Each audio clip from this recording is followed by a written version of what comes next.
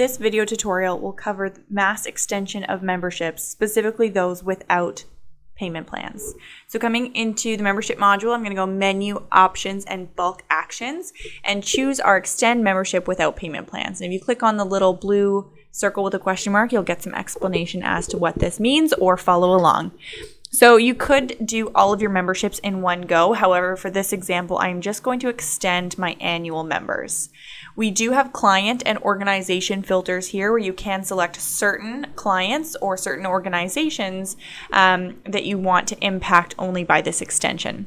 I'm going to leave that blank because I want to just cover any annual member who was a member for the length of our closure. So extend by 2 months was my selection. And then we look over to the overlapping membership extension options.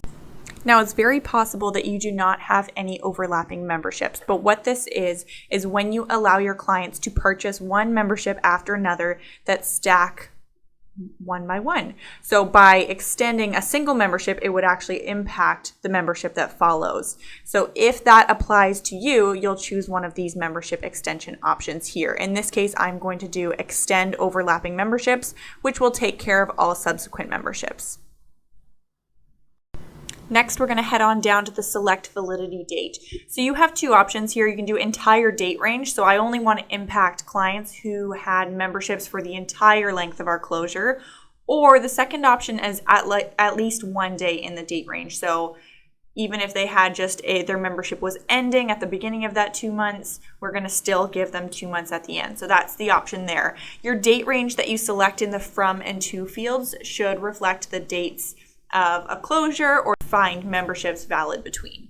The next option is choosing some emails. So send member, send billing client the email, and then email me. So a member and a billing client in a lot of cases is probably the same person unless you have youth memberships where the parent is providing and paying for the membership for the child. That could be an instance where you get some difference between the member or the billing client, or perhaps an employer purchasing memberships for their employees. So you get to choose there who the email should send to, perhaps both. And then email me will send you a copy of what you've done. The email message text there is what you want the clients to receive in their email, and then you can go ahead and preview the action. This is just a preview. It's just going to show you who will be impacted and their current and new expiry dates. And if you do want to go forward and you are happy with these results, then you go ahead and hit that red perform action button there. You have to verify that you do want to continue, and then you go ahead and hit that red continue button. When it is successful, it lets you know. You'll get an email to yourself if you selected that email me option, and your clients will receive an email as well.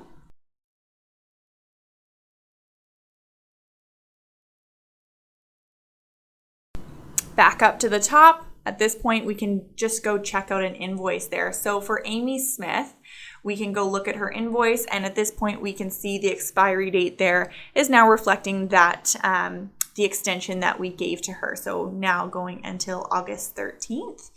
And we can also see the extension details if we were to look her up. So if we go to client 66 here, which is Amy's client number, and look her up in memberships, looking at her annual membership, as that's the one we extended, and come into our extend option, and then view our history, we can see that a bulk action was performed on May 13th by Booking. So it will log the user, the time and date that this happened, and then what the changes were. So the previous expiry was June 13th, and it was moved forward 2 months into August.